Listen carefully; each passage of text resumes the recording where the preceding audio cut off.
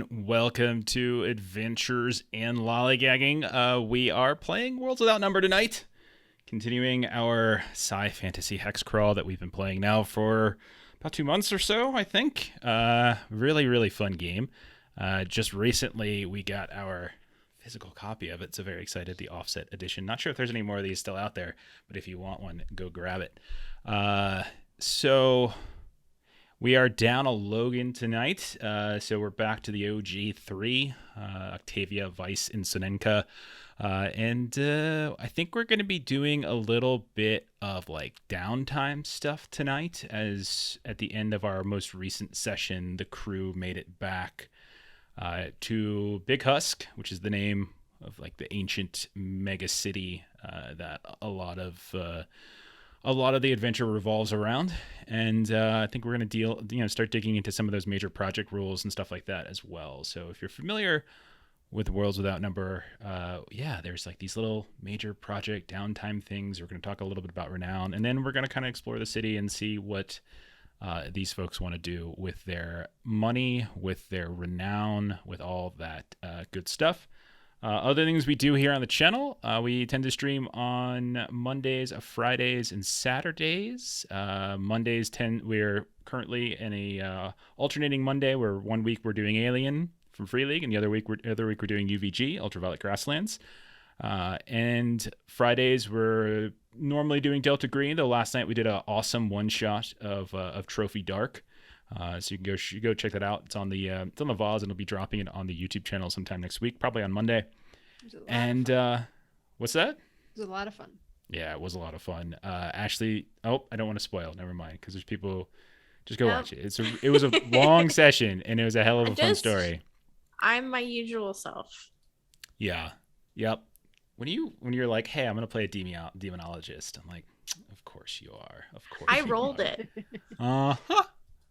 I just picked to be the orphan. That's right, Chuck. Arm removal Monday.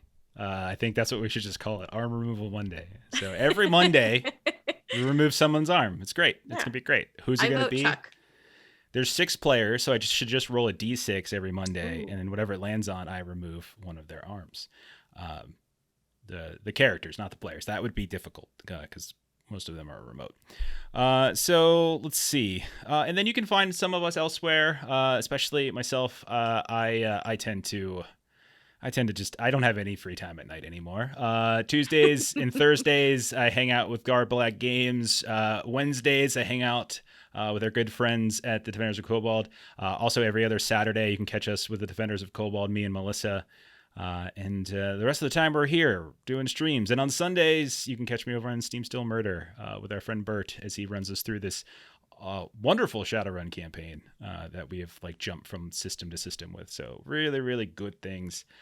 There. Hey, Karian, thank you for the bits. Captain Karian was in the Trophy Dark one shot last night, and we had a ton of fun with that. All right, so why don't we just quickly go through, just introduce your characters really fast. Something cool, interesting about them. What's on their mind as they are now returning to the city after a pretty crazy run out to Lake Woosterrock. So, Ashley, starting with you. I'm playing Octavia. She's a warrior / skin shifter. She's Baphomian.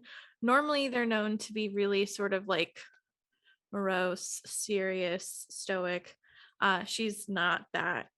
But ever since she took that potion, what was it? The Blood of Boiling Rage, and she attacked her friends. Yep. She's kind of been questioning things a lot and maybe wondering if Baphomians stay separate from society because they're not safe to be amongst society. Yeah. So she's questioning herself a little bit. Yeah, we should say that one of the cool things about Worlds Without Number is how easy it is to create your own origin foci or ancestries, heritages, species, race, whatever term that you're playing might use. But origin foci is what they're called here, and we kind of made our own as our setting is sort of our own little homebrew sci-fantasy ancient alien type of thing. And Baphomians have somewhat similarity to tiefling, but they're probably more goat-like, more lamb-like, and they also have like a third eye that periodically opens in their forehead and stuff. And they tend to be, cool. They're very morose and militaristic. Like they're very, very strong folks. And you nearly killed Melissa, so it was great. Yep. I was rolling rocks the whole night, and then when it goes to hit Melissa, I'm like, "We're doing it." Almost killed her. That would have been great. I would have loved if you would have killed her, because then it was just like, cool, got a character death, and my hands are clean. That's great. PvP? Yes, please. Speaking of clean hands, Long, who you playing? Yeah. I'm playing Vice, a Krastakarian. It's pretty much a hairless humanoid that has a bunch of rigid facial structures and bones jutting out of him. I am the healer blood priest of the group, also part duelist. And recently just saved Logan's character. What's his name? Burdock. Yeah, he's not up on the screen. Burdock is his name. Launched out of a exploding shuttle. Yeah. That was so amazing. Yeah, you guys were in like a hangar for basically planes that got shot out of a cannon, like out of the side of a mountain. Inside a mountain. And you guys like did like a 30-minute walk into the mountain down a 45-degree slope. And a couple times I described like, oh yeah, and like here's a cave in, and then here's a cave in, and they're like, let's get in this plane and shoot out of it, and just like, oh shit, that's right, there were cave-ins. That was a really fun moment, and quite literally, you saved his life. He was dead. He was totally dead if you didn't do that little body guard thing of yours, that little ability you now have. Very cool. And then finally, Melissa, who are you? So I am playing Sinenka. She is a Sidawan. Sidawans tend to be a bit kind of desaturated in their coloring, and they generally like technology. And so most Sidawans have some type of a technological implant. Sinenka's is a kind of voice box implant to kind of help with kind of speaking with creatures and different things like that. She is Vowed and a Beastmaster. Very nice. And Vowed, kind of monkish, if you want to think about it in those terms. She's definitely kind of going against the Sidawan like focus on technology and trying to kind of hone her kind of physical body, so she's good at like punching. Her punches are actually magical weapons. Nice. And the Beastmaster stuff, like, how are we handling, or how are you handling the pet situation? Is it just like, because you haven't really tapped into that yet? I'm just kind of curious where you're going. No, I haven't necessarily gotten a companion. We, in the very first session, made orphan some small little creatures that are, getting bigger and growing while we're off adventuring. So my hope is that they're going to get big enough to kind of train, and then the best upon them would be my companion. Okay. And so like you're gonna go with like a constant companion. You're not going with the like Beastmaster movie, like you call out once you enter a new area and like an eagle appears to assist you, or a tiger or a turtle or whatever. Yeah, I haven't quite figured that out yet. I think because we had gotten those, I was kind of thinking going one direction or the other, but I've kind of used it at this point just for like savage senses and some of the other kind of skills that come with it. I can now figure out the weak spot of a creature, and so I can kind of attack it twice and take the best, or kind of have a companion do the same thing. So that's more the direction that I've gone. Okay. Chuck says you should do ferrets. Get like a swarm of ferrets and just have them swarm over people. That could be fun. You mean instead of Firkin? Mm-hmm. Well, not like intelligent ferrets, like okay, which is what Firkin are. They're basically intelligent ferrets. Okay, so let's do a quick summary. So you all have been on a crawl out to Lake Oosterok, which is off to the east, a fairly large inland lake. Toxic, however, to most folks, but not to a species known as the Nindarians, which are kind of like jellyfish people who have the ability to like twine their tentacles into like arms and legs and appendages if they want.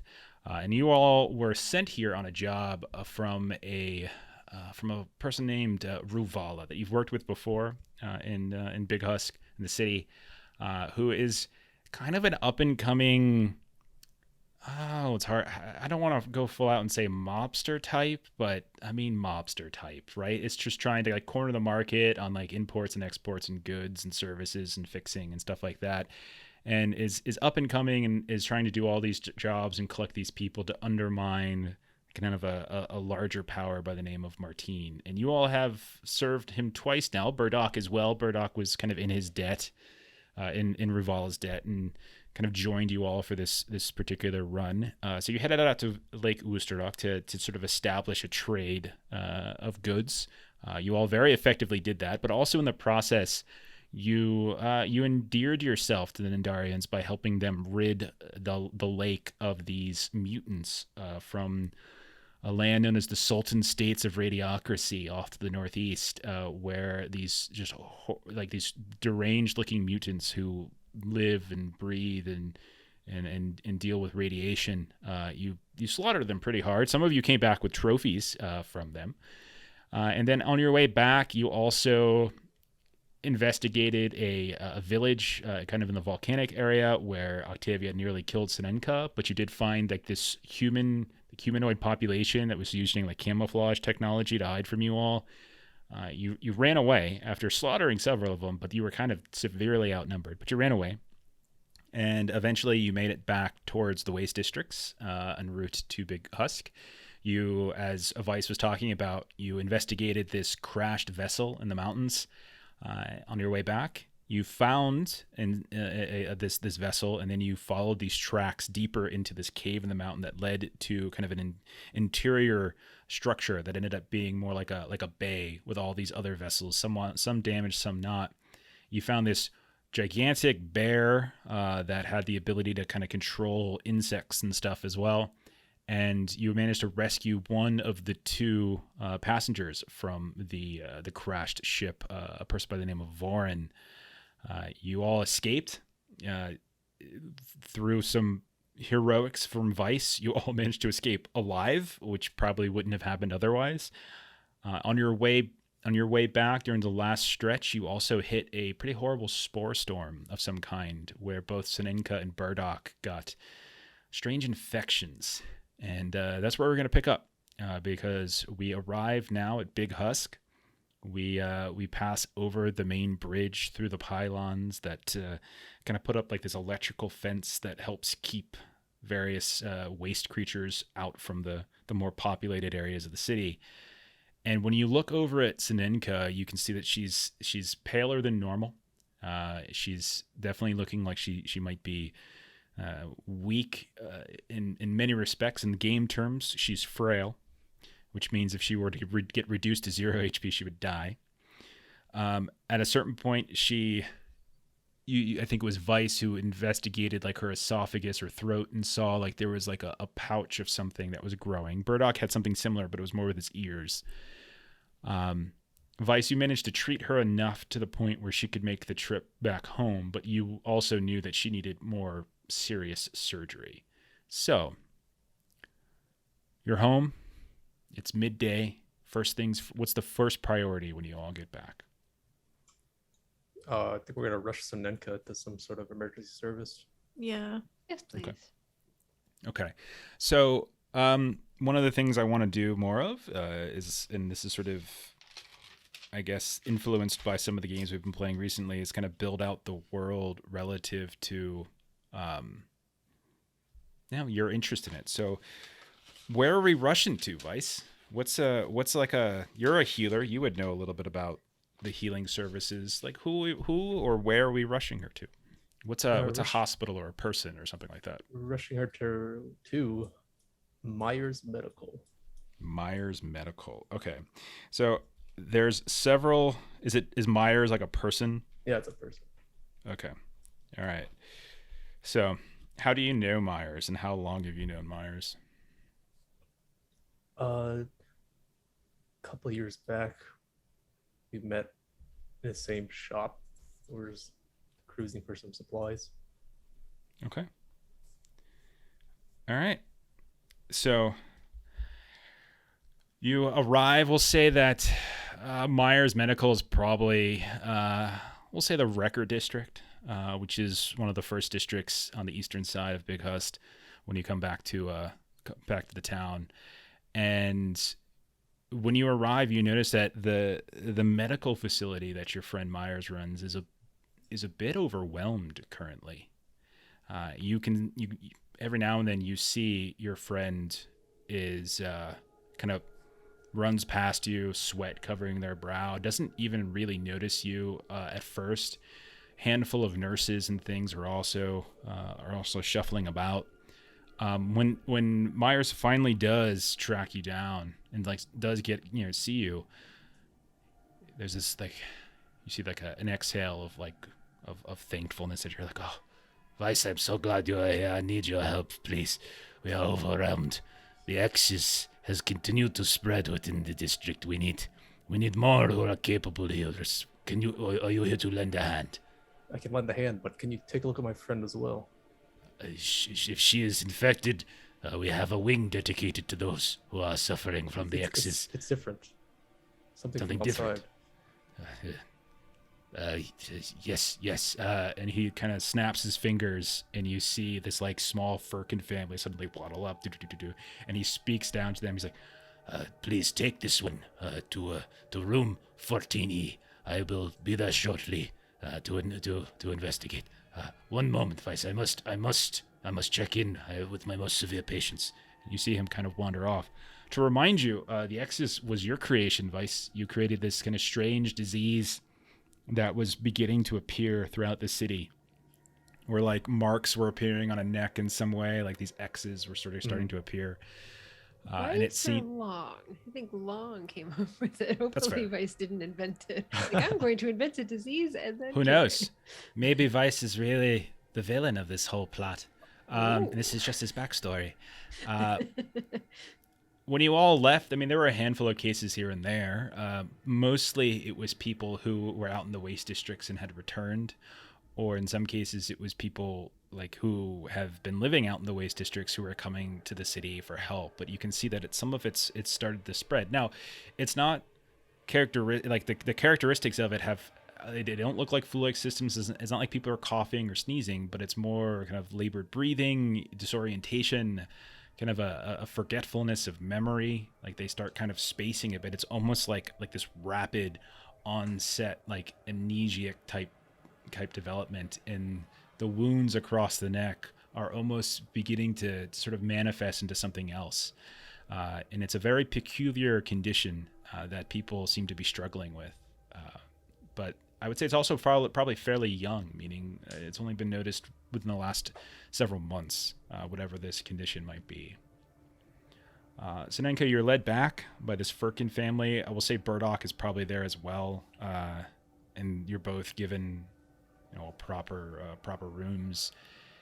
And eventually Myers comes back and says, "What can you tell me of her, of what happened to her? She looks very, very weak, very frail. You sure we do not want to just to make numbers?" If I remember correctly, she was stung by something. Yeah, she was exposed to some kind of spore or mites in a storm, where she kind of breathed in something. Oh, right. And if you recall, she had there was a point where certain little small itty bitty mites or something kind of exploded out from parts of her here and there. And when you looked down her throat, you saw a larva sac that you were able to remove partially, but she still doesn't seem to be getting any better. Yeah, I'll just explain how we were coming down the mountain and there's a weird mite storm. Yeah, I see. Storm. And why did it not? It does not seem to have affected you. I think we covered up or I resisted it somehow. Perhaps.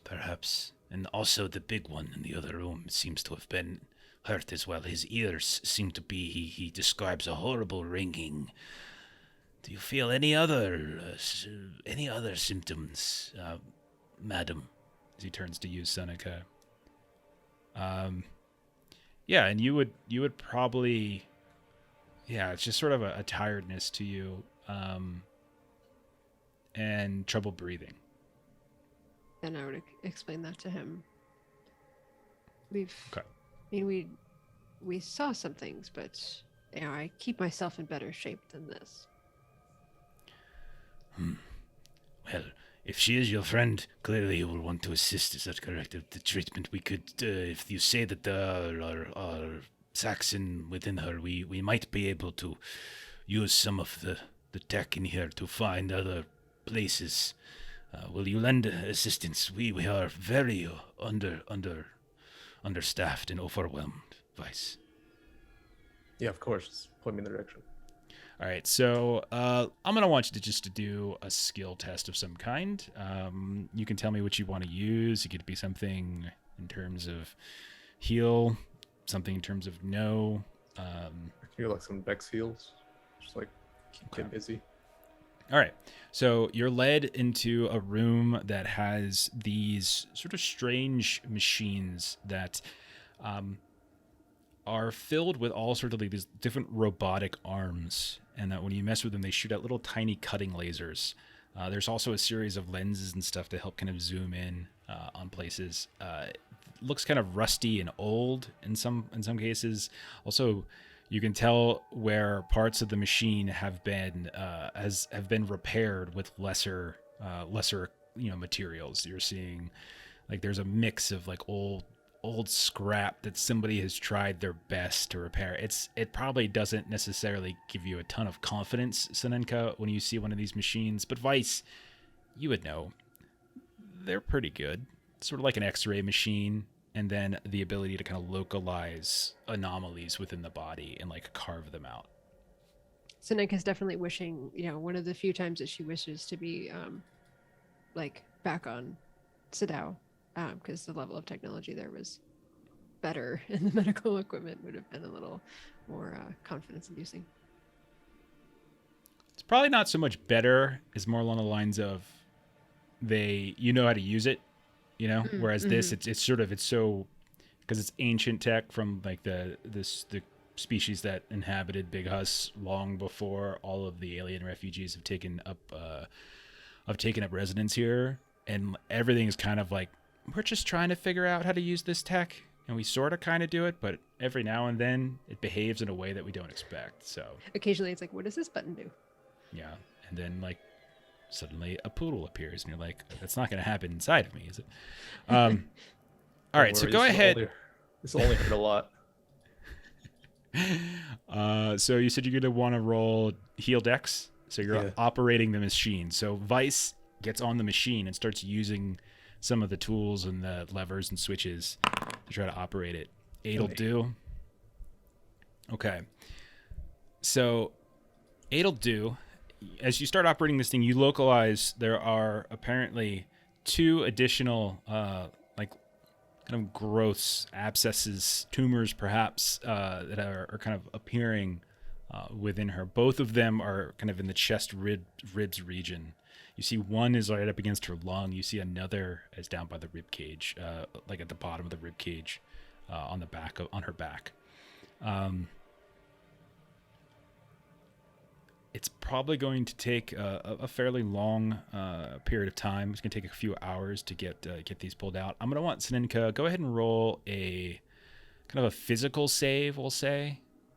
And this isn't about whether or not you pull through. It's just like, what condition are you in? Like, how well do you handle the surgery? So Constitution survive? Physical save. Oh, sorry. Yeah, on the first page. I always forget about those on the first page. Yeah. Okay. Oh, no. I'm going to say that you're going to basically be bedridden for a week. So you're able to successfully get through the Ashley, quick with the just a spammer. Mm-hmm. Can I use one of the rerolls? Want to become famous? One of those. Mm-hmm. Oh, crap. I think I gotta add an extra D6 to this, right? I think that's only fair. I mean, I suppose. I think that's only fair. All right, since you rolled even worse. Ones do have, yeah. It's only an extra day. There you go. All right. So 8 days. 8 days. Chuck, you are famous, man. You're famous to us, at least. Okay. You are able to remove these other two growths from within Sonika without damaging too much, but she is basically out of it. There's not a whole lot of places here within the medical facility to let her lay up. So Octavia, do you take her back to your apartment? Is she conscious? Because I'll ask her where she wants to go. She's a little loopy. She, to begin with, she really didn't want anything to do with me.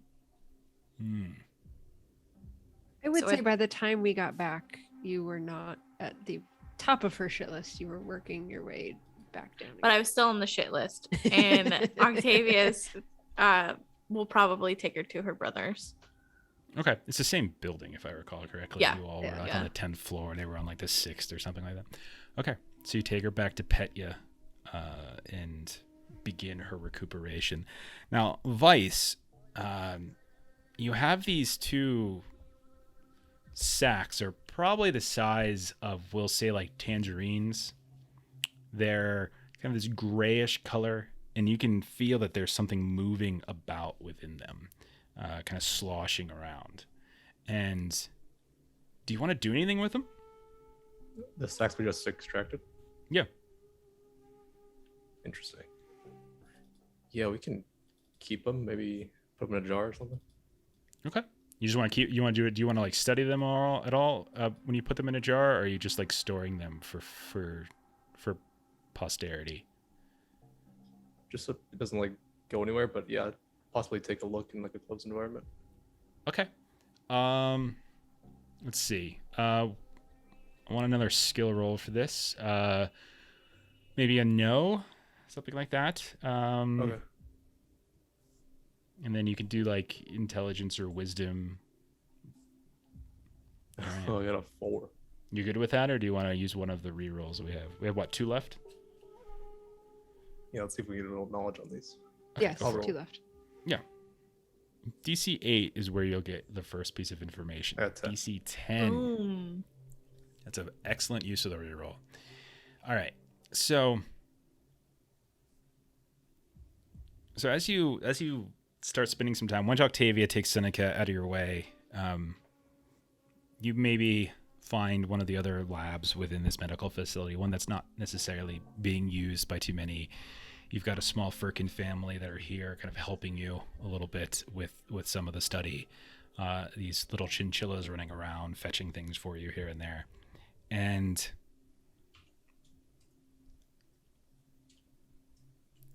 you notice a few things. First, you notice that they are the same sort of like insectoid like creature that it, like kind of exploded out of her mouth while you guys were traveling. But as you dig into it, you sort of look at some of the records that you got from when you're kind of examining Senenka. They seem to be kind of communicating. They're giving off a signal, and they seem to somehow have like kind of tapped into the sensory data, like the sensory pathways of Senenka, like the auditory pathways, the visual pathways, like all these different sensory data, as if they're collecting data. Like it's just sort of collecting and collecting and collecting. So that's one thing you notice. And the second thing you notice is that they also seem to be giving out a signal of some kind, like a wireless signal, like they're trying to communicate something, and you can't necessarily localize specifically who it's trying to communicate to, but like when you hook it up to one of these ancient tech machines, you can see like this frequency that's like pitching off of it in such a way as if they're trying to take whatever data that was being kind of stored and collected from Senenka's auditory pathways and visual pathways, is trying to now send it somewhere. Okay. Those are the two things you gain. All right? Sounds good. Okay. Now, we'll say, just for the sake of it, that you do the same thing. We'll roll over your skills, your skill rolls, and we'll say Burdock also is able to successfully go through the same procedure, and you discover the same thing with him, except his were kind of embedded in the ear, but it was still kind of tapping into the same sort of senses. So, Octavia, you bring Sonenka over to Petya. Petya opens the door. You see his wife as well. Remember that his wife's with child. When they see the state of Seneca, they express deep concern and deep worry. Like, what has happened to my sister? Why is she in such terrible condition? But presumably you explain she'll be okay. Yeah. Now, with Burdock out of commission, with Sonica out of commission, with Vice kind of dealing with the X's issue in his own study, are you the one who goes and sees Ruvala? Oh God. Oh, you know how this will go. Yeah. I probably shouldn't be. The last time Octavia had a one-on-one conversation with Ruvala, she gave away like 25%. She did. Her findings. Mm-hmm. She did. Okay, but someone's got to go because you have to get your monies. Yeah. Yeah, she'll go. Okay. So you track down Ruvala at his workshop. I'll tell you this. Roll a notice whiz as you approach the workshop. One of the two places you know that he tends to frequent. 9. Nine's very good. You overhear him, and you have never heard him angry before, or heard them, I should say. Excuse me.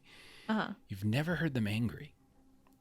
And you hear like Ruvala's voice has been raised, and they seem to be yelling at somebody, and it has something to do with the docks. You see that they're referencing quite regularly the drowning docks, the Iron Tilla. There's sort of some sort of concern about, well, how on earth, how am I supposed to deliver the goods that I have promised these people if the Kunkwater, it is absolutely refusal of these foolish Huskor to let the Iron Tilla into the docks. What is wrong with these people? And that's when knock knock you sort of like you arrive, and you hear the quieting down, some shuffling, and an individual opens the door that you don't recognize. Looks almost identical to Ruvala, to the point where you almost think they are Ruvala, but then there's just something about like the clothing that they're wearing that sort of sets them apart. And they let you in. And they kind of stand off in the corner and quietly. But Ruvala mood completely changes. Oh, Octavia! Ruvala needs good news today, and your arrival seems to be a herald of such good news. What do you have to tell me? Well, we secured a monthly shipment of the stuff as she brings in her cart or whatever fall. Sure. Oh, that is just fabulous news. Absolutely fabulous news. Wonderful. Excellent job. Where are the rest of you? Where is my man Burdock? He's currently healing up. It was pretty difficult. There was like a storm and he got sick in his ears. I see that ears are a very messy thing. Ruvala does not care for them.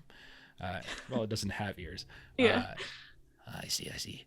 Well, this is very good. Part one of my 2-part plan to overtake Martine has now been completed. However, part 2 is becoming a bit of a nightmare. But you are probably not at all interested in hearing the Ruvala complain if your friends are injured.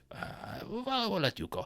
However, Ruvala owes you scrap. Does Ruvala not?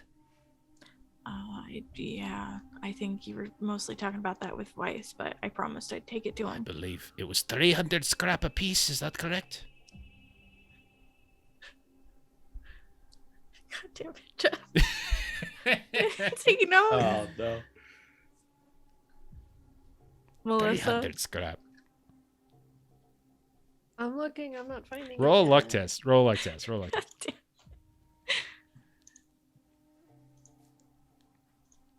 Success. Okay. They promise 400 scrap apiece. Okay, that's what I thought, but I wasn't sure. Yeah. Octavia's gonna she has her little notepad and she goes, Sonenka explicitly said it was 400 scrap apiece. 400. Where is my... I have just been so busy with so many different fires beginning to sprout up. I did not... I am very... my apologies, of course. 400 scrap apiece. Yes. I can trust that you will deliver it to your companions. I, of course, will take care of Burdock, but will you deliver it to Weiss and Sonika? Yeah, and I can do you a favor and take it to Burdock. That's no problem. One less thing off your plate. Of course. And if, as always, your professionalism is unparalleled. If there's anything else that, if you're curious for additional work, Ravala can always find something, especially folks as capable of completing jobs to immense satisfaction. So if you have interest, after you have gotten settled and such, return and Ravala will find something for you. Yeah, once they're healed up, I'm sure. Wonderful, thank you. Sorry you had bad news, but I hope this helps. It is the fools, the Huskark fools, the enforcers down at the Middle Wharf. They are not letting the Iron Tiller into the docks. I have shipments on the Iron, because they say the Iron Tiller has been bringing disease or something. It is foolish, of course they are not.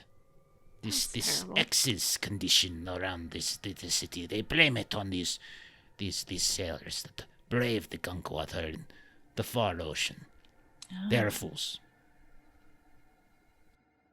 Yeah, sickness is scary. I think Weiss is actually trying to look for a cure for that or something. I sure hope he finds it, because, Ravala has made certain promises to people. And those promises involve delivering goods that the Iron Tiller was collecting for me from Bramble Country. And if the Iron Tiller will not deliver those goods by water, then I shall have to send someone by land to Bramble Country, and that is a decidedly more treacherous, lengthy, and difficult process entirely.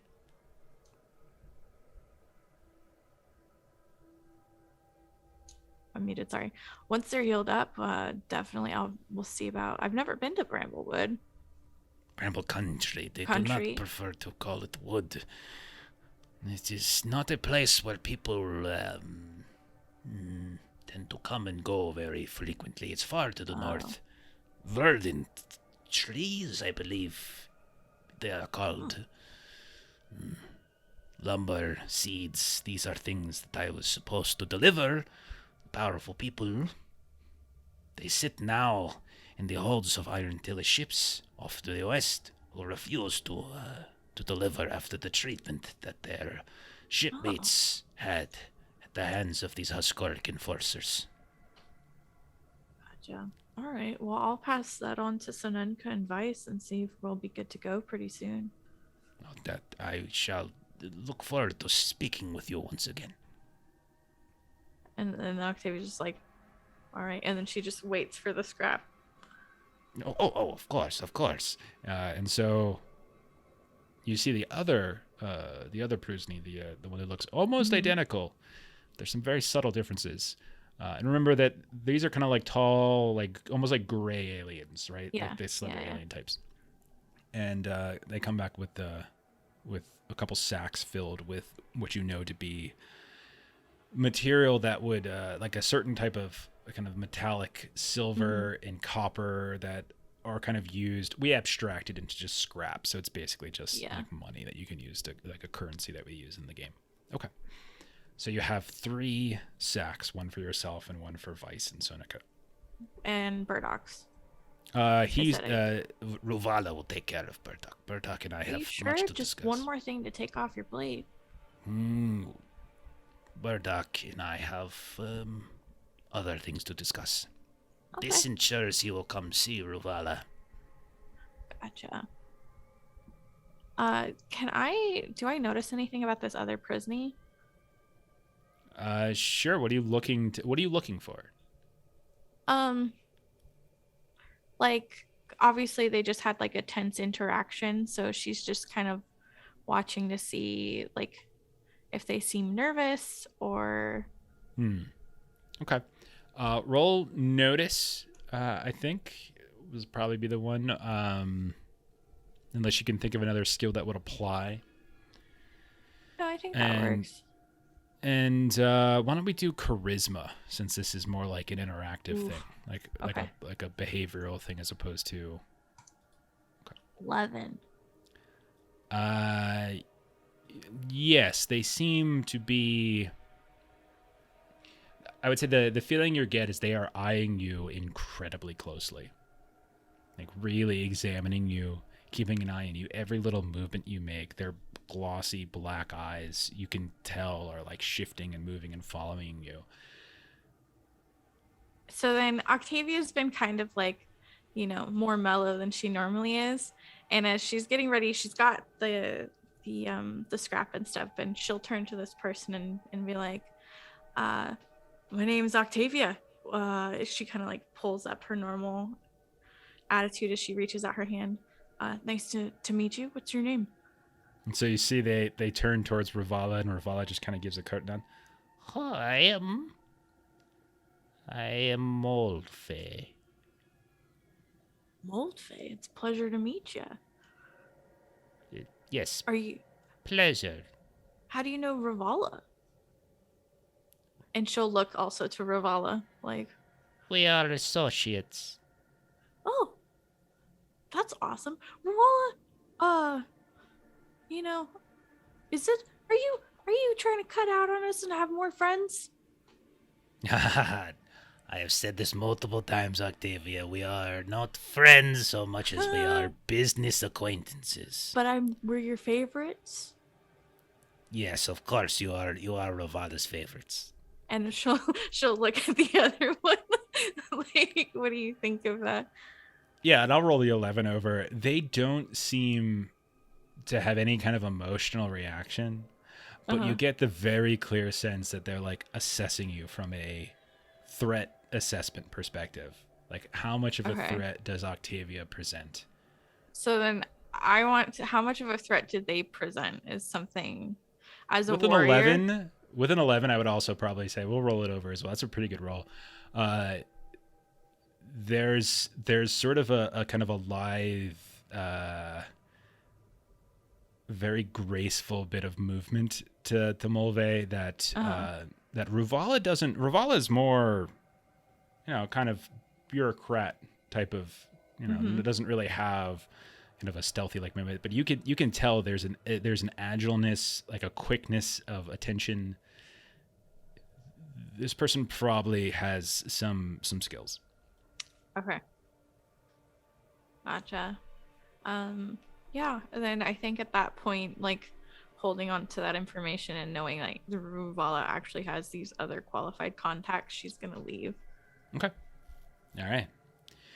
So then at this point, I think what we'll do is we'll start to kind of sort of dig into like some more downtime, like broader concepts, like things that you all might be interested in doing.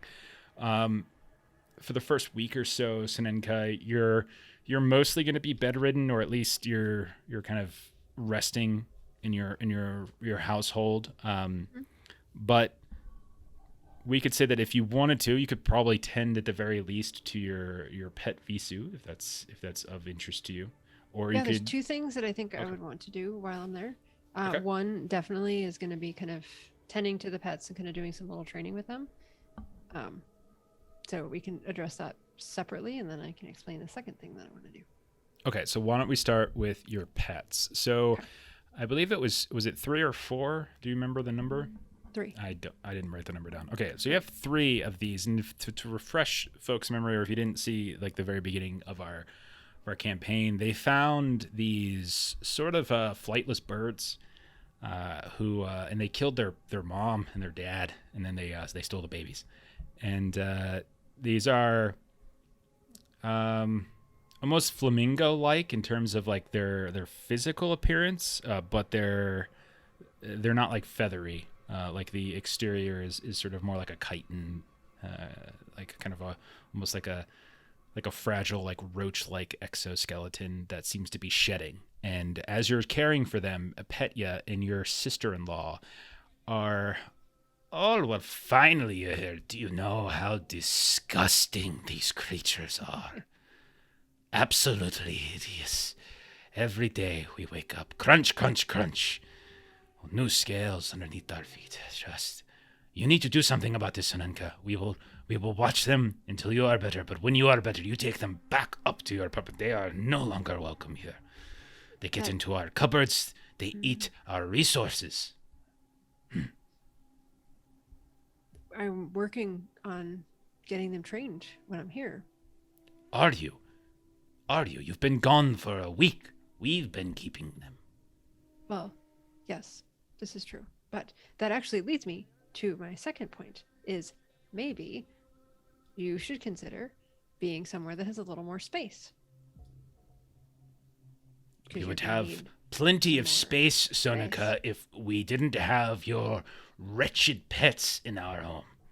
I don't think they take up that much space, but hear me out. It would be great, little one on the way, to be in an area where there's more space, room to grow, room to run around in. Think about it. So she's kind of starting to plant the seeds that, maybe a different locale might be better. Okay.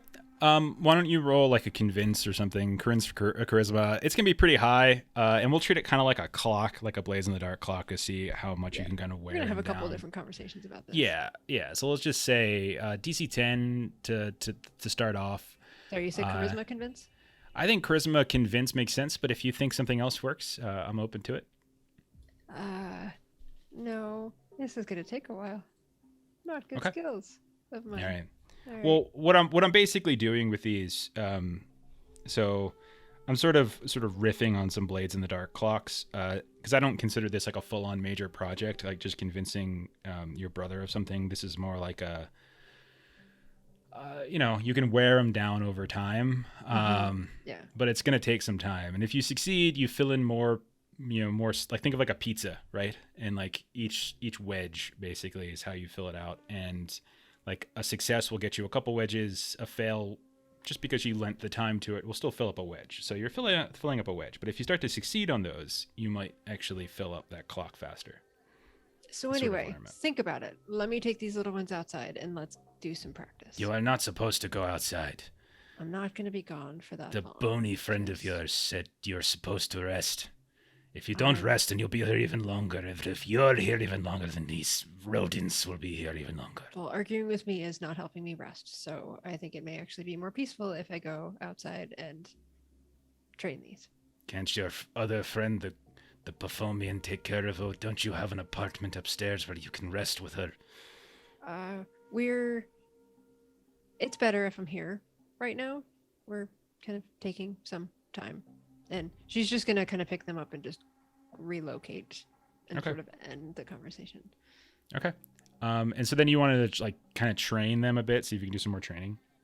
Yeah, I'm wondering if, just trying to think of, it's a whiz survive if I'm trying to bind companion, which I'm not necessarily doing, but I could use that kind of just for training purposes. If you want, I mean, I'm perfectly fine because it's been a couple months in game terms, because we had the downtime that was essentially a whole month several episodes ago, and then we're going to kind of abstract it several weeks over the course of the session. So I'm perfectly fine if you want to make the roll to actually bind companion at this point, because I feel like I don't want to nerf you and like not let you have your pet here. Like you deserve the pet if you want it. So okay. So how about if I do like a whiz survive 3 times and see which of them will be the one? Okay. Do they all have names? I named them Huey, Dewey, and Louie. Yeah, that's what I thought. We just never came up with anything different for them. Dewey and Louie.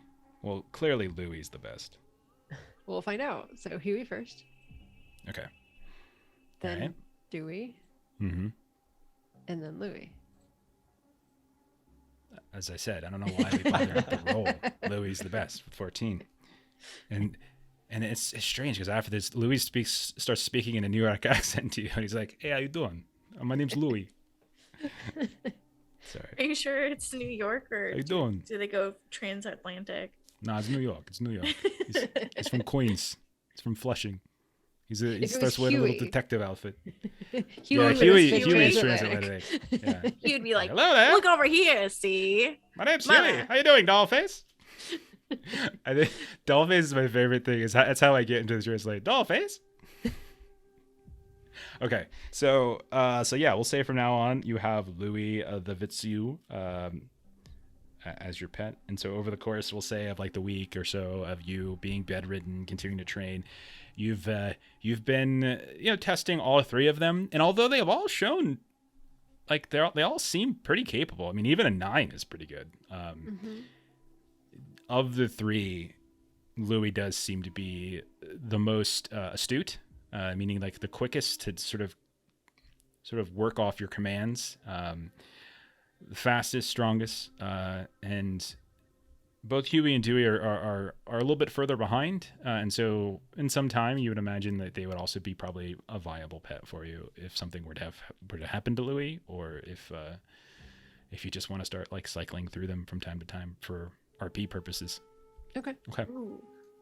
All right.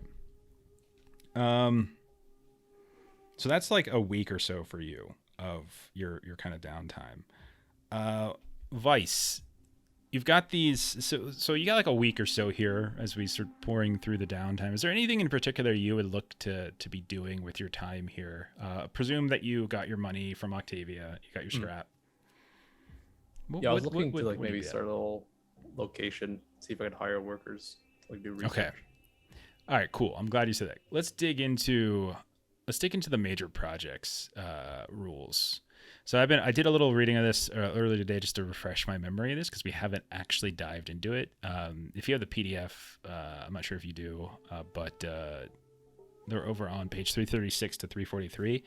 So in the game, there's a major project system. So anytime you want to do something that would take time and you want to affect the game world in some way, like build something, recruit a group, start a church, whatever. So if you're looking to like create like some kind of place to what, like, are you looking, what's your ultimate goal? Like what's Vice's ultimate goal? Ultimate goal is pretty much research and find a cure for this. Okay. So cure for X's. That's what I thought. Okay. So we could say that your project goal is to cure the X's. So if you use the major project rules, like what we first do is we sort of set a base difficulty for that. It's something what I do. And there's 3 tiers. There's plausible, meaning it's relatively easy. Improbable, a little bit more difficult, but still definitely doable. And then there's impossible, which even though it says it's impossible, it's not really impossible, but it's probably going to take like some sort of supernatural or magical means to do so. So in the case of curing the X's, I think the base difficulty is going to be improbable. And so what this little process we're doing is going to establish is the cost in renown to complete this task. So you all have been accruing renown over the course of your adventures, but all of you are sitting at 14 at the moment. There are ways to there are some means to gain additional renown, but like you're sitting at 14. And so over the course of this little process we're going to establish how much it's going to cost. So improbable gives it like a base difficulty of 2, and now we have to add like a couple modifiers. The first one we think about is the scope. So the scope of your project is how broad of an impact is this going to have, like over what kind of range or territory. Now the X's condition is something that has been befalling the waste districts and Big Husk as the city. So in that case, you're looking at, there's a couple different tiers. There's like village or in our case, district. There's city, which would just be Big Husk. And there's like the region, which is like Husk plus the waste districts. And so since this is a condition that affects the entirety of the waste, including Big Husk, this is going to have a multiplier of times 8. So right now we're at 16 is the difficulty. And then the third and final thing we do to establish difficulty is we figure out whether or not there's any opposition to this particular project of yours, people who might stand in the way of it for whatever reason. And that might add an extra, some sort of extra difficulty to it. Now, in the case of this, like there could be nobody. If there's no like opposition, then there's no extra modifier. If there's like minor figures, then it's like a times 2 modifier. If there are local leaders, like either within one of the districts or within the city itself, who want to try to prevent you from curing this condition, that's times 4. If like literally the Cabochon, the leaders of Big Husk, were opposed to this, that would be a times 8. And like if like some famed dragon or like, you know, something even more powerful than that, it would be times 16. In this case, yeah, there's some opposition, and that's going to be a times 2. So it's going to be just some minor opposition. So your total price is then your total cost for renown will be 32. Guys. Okay. So we're just going to do like it's good to walk through this because I think other people might want to do projects as well. Now, there's ways to mitigate that cost. You can spend money. You can throw some money around to get additional renown.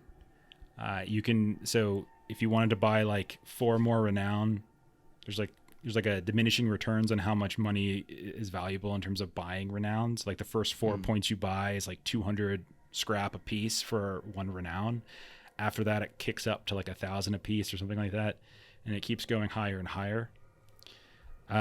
You can also do something like build an institution, which would then be like literally either finding a place in Big Husk to establish your medical study center and hiring people to work at it, and that could give you a bonus that I just sort of determine.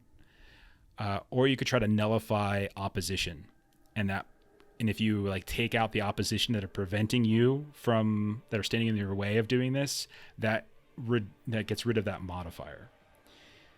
So for you, like a couple of things, you already mentioned that you want to kind of build something. So one of the things you can think about doing then to try to reduce that number down to get more progress is if you want to say, try to either, I would say there's probably 2 paths you can take. So that would probably help you right now. One could be to find a spot somewhere in the city where you can set up a lab and you can hire some people to work, which is going to cost money. The other thing is to figure out maybe who's opposing this and try to convince them somehow to stop opposing it, either by bribing them, threatening them, or killing them so that they're not there. So those are probably the two approaches you could take. Yeah, I want to start with getting a facility. Okay. Per piece. Sounds good. All right. So then, how much scrap do you have? I have 800. Okay. Oh, I gave you the 400, by the way, earlier. Like I punched the 400 in, like your rewards. So did you have 400 initially? I had 410 like initially, and I just added the 400. All right. Okay. Have you been like stockpiling? Because I had went into everyone's character sheets and dropped the 400 in before we started session today. Then I would only have 10. That doesn't sound right. Unless it does, I don't know.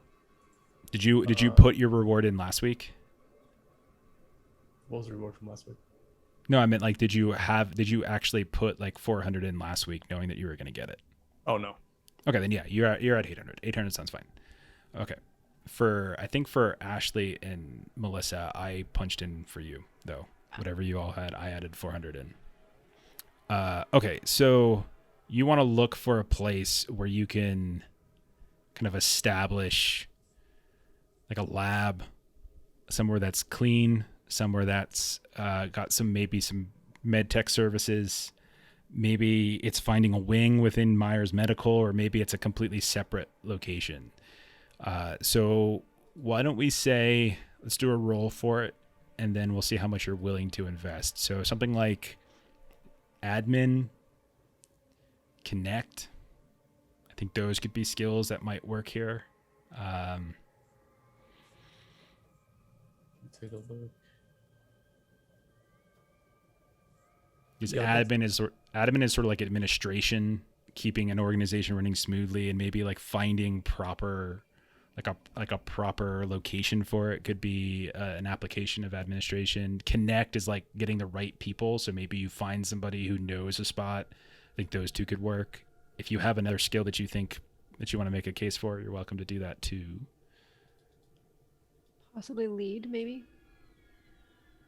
They're all the same for me, so it won't really matter. What about one of the ones that you actually do have some skill in? Like, is there one that you can potentially make a case for?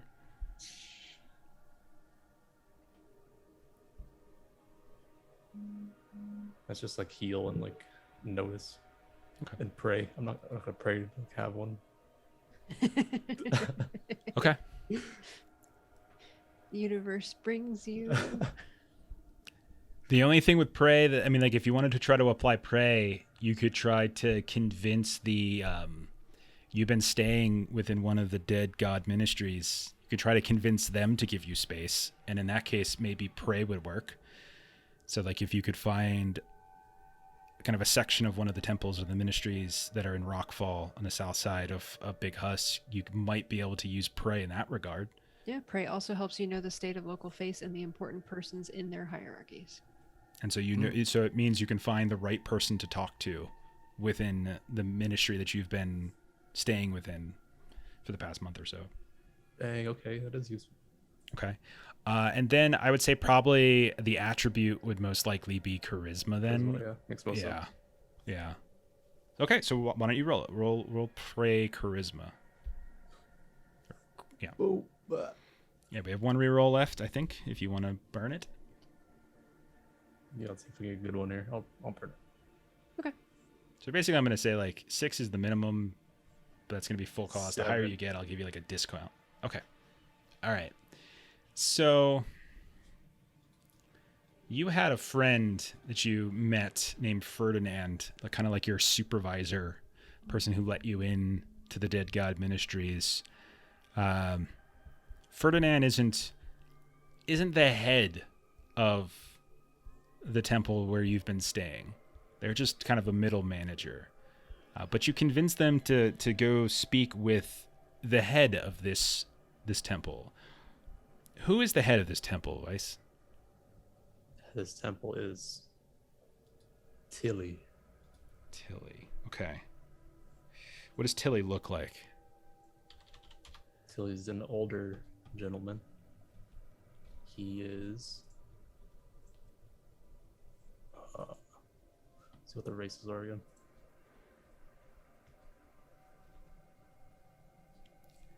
Yes, there's, in addition to the three of you, there's the Cabashan, which are like the gem people. There's the Huskorg, which are the kind of the big, dumb, physical walrus people. There's the Prusni, which are those kind of like alien, like gray aliens that Ravala is. There's humans.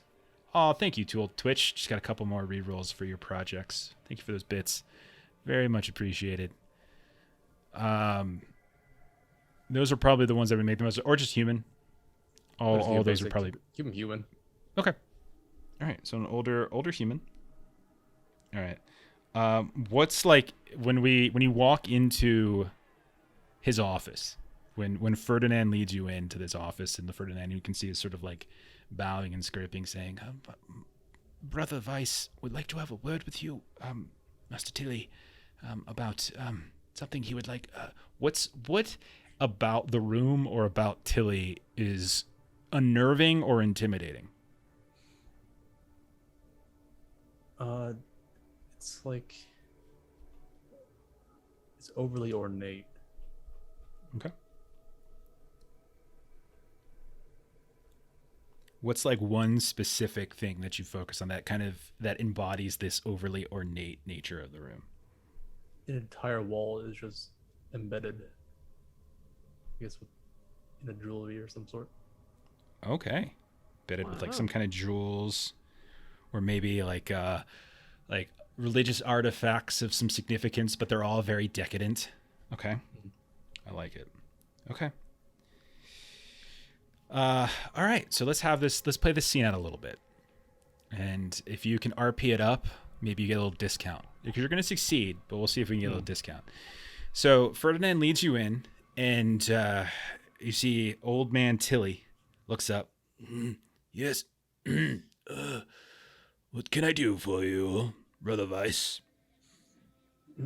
So when I enter the room, the immediate first thing is to donate a little bit of my blood into this like goblet he has at the side of the door.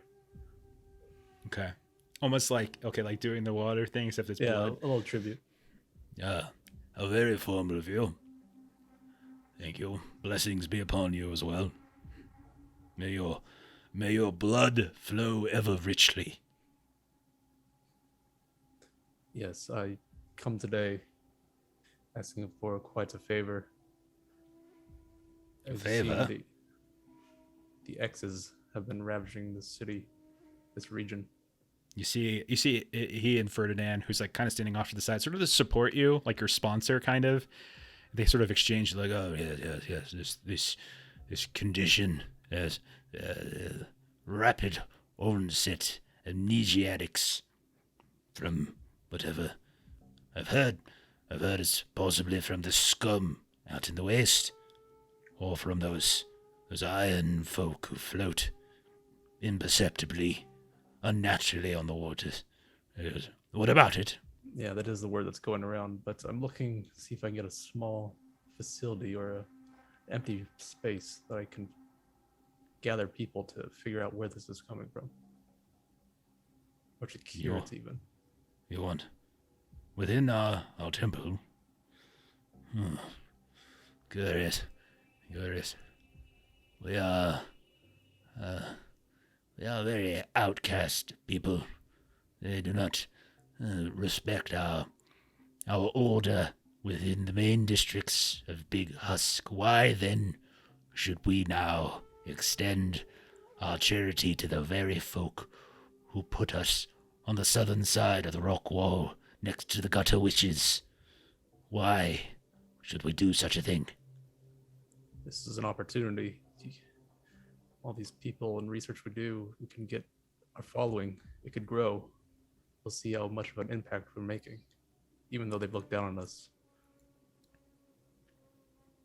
Is your approval something that... Is their approval something that you seek, Brother Weiss? A wish, a desire to return to your old home in the crust way that they so unceremoniously threw you out? You came crawling with Ferdinand here into our walls, and are you so quick to now escape our very temple? That's not my ultimate goal, of course not. It's only a stepping stone. We all know it is for the blood goddess in the end. I'll tell you what, brother. All those you bring within our walls to study this condition, perhaps even to treat, you must extend the word of our God. He who orbits this planet, ever raining down upon us his blood, that which runs through our veins. If you extend the word of our belief to these people, be they worshippers, be they heathens, then yes, I will allow you a subsection within the temple to serve your aims. Do you agree? It is most acceptable. Pray to you, Father Tilly. Pray not to me. Pray to he who orbits and rains down upon us his holy blood. Amen. Now, Amen. Off with you. Ferdinand, you shall make the arrangements. Yes, Father, of course I would. And you all retreat. And you begin. So I'm going to say, well, that was pretty good. So normally it would be 500 cost for a temple. I'm gonna cut off and say give you a discount because of some good roleplay there along, and say 400 scrap. So everything you just earned goes towards this. And so what this is going to do is what you're doing here is you're kind of reducing the cost of like in renown. So this is going to give you kind of a bonus. This is an ongoing project. This isn't something that's going to necessarily, like the curing of the X's is something that's going to not like take a weekend. It's going to take weeks and weeks and weeks of like dedication, and building up this lab is one step towards reducing and like kind of getting the renown cost to a portion where you can actually afford it. Make sense? All right, nice. Okay. Let's go over to Octavia. You got some time. Yeah. Octavia has some practical skills she wants to work on learning. Okay. Building and like some metalworking kind of stuff. Okay. You want to take on... You don't just want to learn how to smash things anymore. You want to learn how to build things. Yeah, well, because her dream goal is to have her enclave. Mm-hmm. And she wants to build her own enclave. You want to build it from the ground with your bare hands. I built this enclave with my bare hands. I made this for us kind of thing. Okay. A couple questions for you about this project. When you say build, does that mean you want to build this sort of in the northern verdant lands, like away from Big Husk, which is just like this massive rundown metropolis? Do you want to actually travel north and find a place where there's woods and lakes and rivers and greenery and farmland? Eventually, yeah, that's more where she'll build her enclave. But I was thinking more for as she's like apprenticing with someone that maybe she can do, because like I also kind of want to get a little bit more renown. So I was thinking she could use her own money to help give to the community in a sense of like maybe building some hovels for the people who lost their homes. Okay. So one of the things you can do if you come back from an adventure is you can like kind of donate, like, I'm not sure the exact number. I think it's like half your earnings from an adventure, like half your plunder, your treasure, in this case, literally earnings, and some of perhaps the scrap that you gain, and that can give you an extra renown. So like if you wanted to do that, you can literally just cut your monetary total in half right now, and you can give yourself an extra point of renown. And that really is just you either carousing, putting money back into the community, or like doing charitable deeds, that kind of stuff. So if you wanted to burn and get one, that's one thing you could potentially do. Now, I think why don't we go ahead and start a major project for you as well. Okay. All right, so we've got some mini clocks going for Seneca. We got a major project going for Vice. We can start one for you. Yours is going to take a little time, though, I think. Yeah. It's at least a quarter. So I think for you, if we start by determining, let's start by determining the difficulty. The base difficulty of this is, again, it's not impossible because it's not something that's it's not unheard of for someone to go out and build something. So I think a 2, I think improbable, same thing, kind of difficult. It's not going to be easy. Okay. So the base difficulty is going to be 2, and then the scope modifier. So I think this is sort of up for you to sort of decide, how, are we talking, how big of an enclave are you looking to build? Are you looking to build one that rivals the current Baphomian enclave, or which is effectively like the size of a district? Are you looking to open this up to more species, multicultural, diverse, and then therefore maybe being more than one district? Okay. Yeah. So it's not really like the lowest level, which is ×2 difficulty, but it's also not really ×4. So I'm going to make this like a ×3, I think. Okay. All right. Then we think about opposition. There's going to be opposition for this. The clearest being the Baphomian leaders, these traditionalists who view folks like yourselves who kind of break from the herd and are embracing the diversity of Big Husk, because again they're very xenophobic right, by nature. But the younger generations are becoming more and more open because you were born here, whereas the rest of them came from a different place and settled here. So like they sort of have the history of what it was like on their home planet, whereas you've only known like this massive metropolis of diversity. Mm-hmm. However, they're very very powerful. In fact, there is like a leader within the like one like kind of major figure, and so you're getting a ×8 for that. Oh God!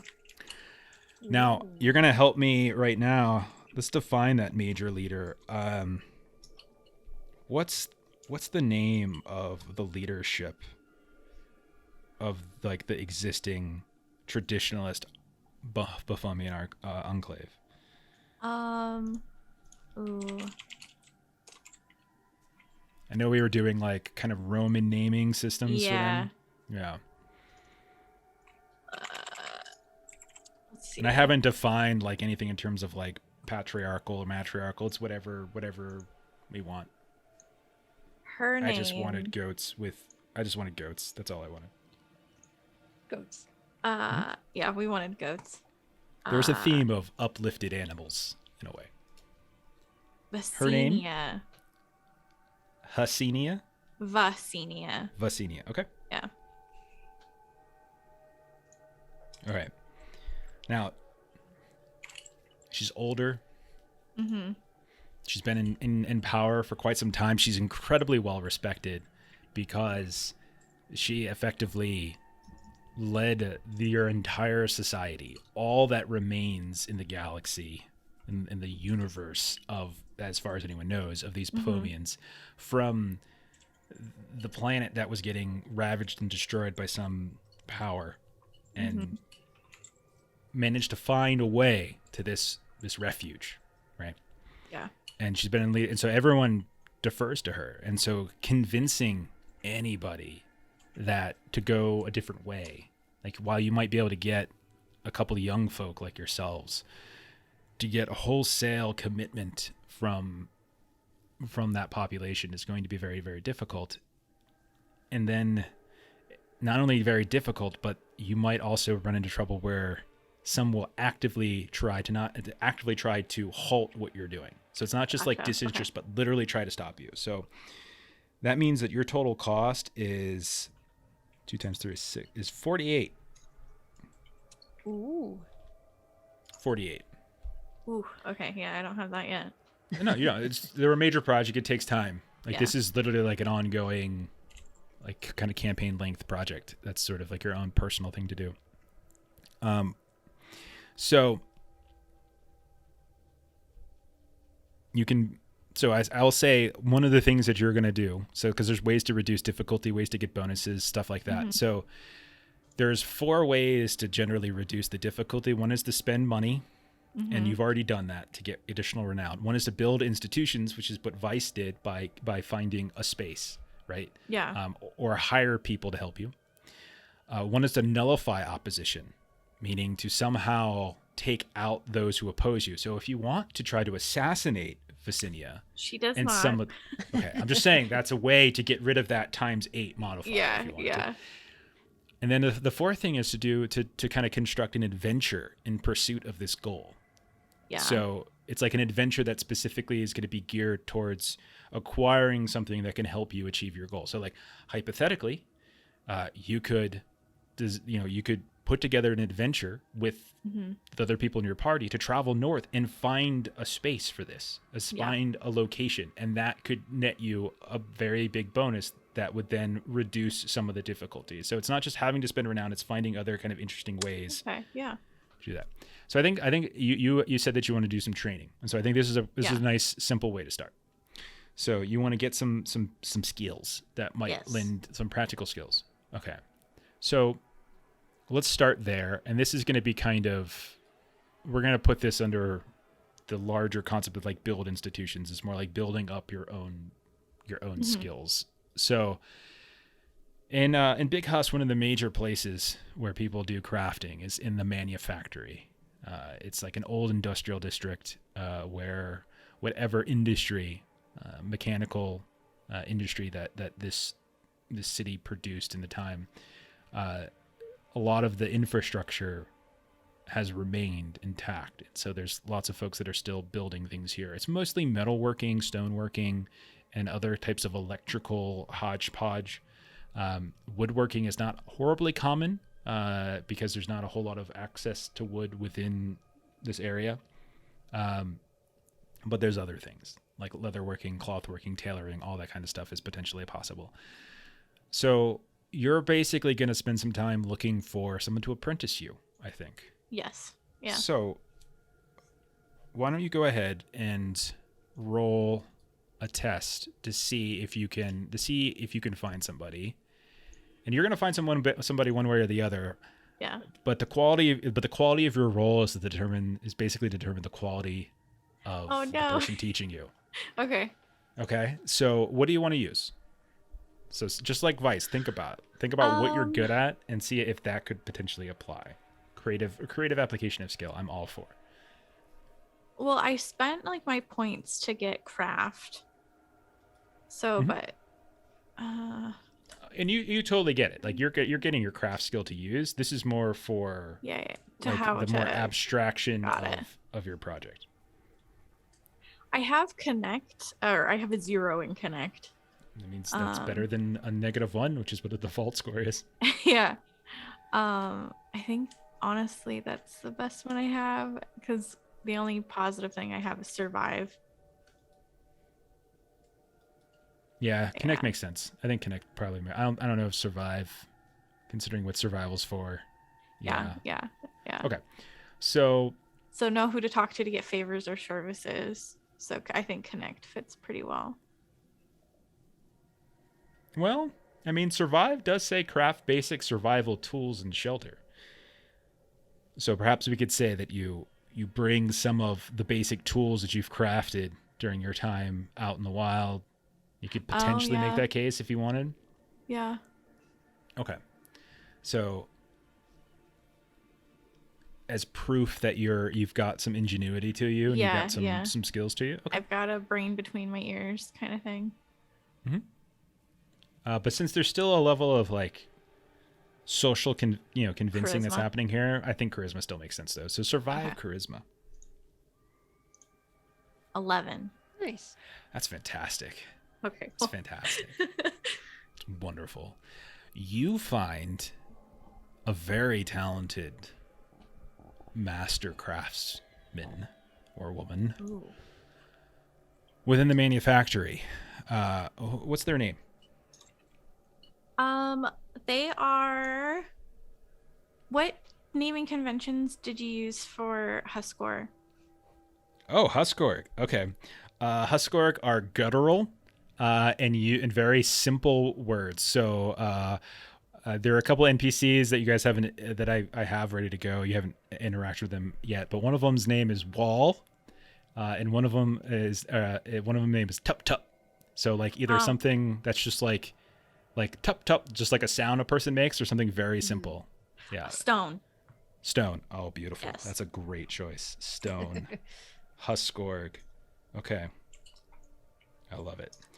So you find in the manufactory, you find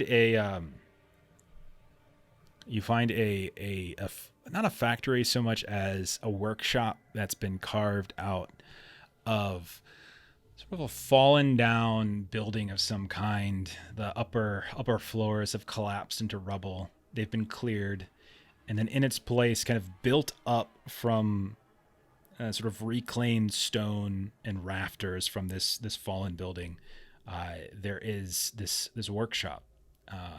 It has a massive archway and door to get in, and the door is like pieced together by like pieces of sheet metal that have been hammered and welded together, and you hear the sound of like this laughter, like almost sounds like someone's trying to clear their throat. You hear the tinking of hammers. You hear like an anvil getting smashed. You hear you can see the smoke coming up out of a chimney as the forge is kind of going. And when you wander in, like sweltering heat, and you see this like 9 foot tall utterly massive walrus person, like ripped arms. Like normally the Huskborg are like these bulbous, like very rotund, and they still have a very rotund belly, but their arms are just sort of, there's the definition that you've probably not seen in many Huskborg as you wander in, and you see this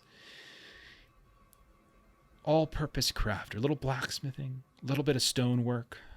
You look around and you can see very, very ornate, almost artistic, like engravings all over the place, that kind of display like a mosaic of almost childlike in its sort of depiction of certain creatures, but nonetheless, like you can tell just looking at it, like this is amazing craftsmanship. And like, well, hello there, young lady. What can I do for you? And Octavia just kind of like stands up a little bit more straight, and she's like, my pleasure to meet you. My name's Octavia. I was hoping to become your apprentice.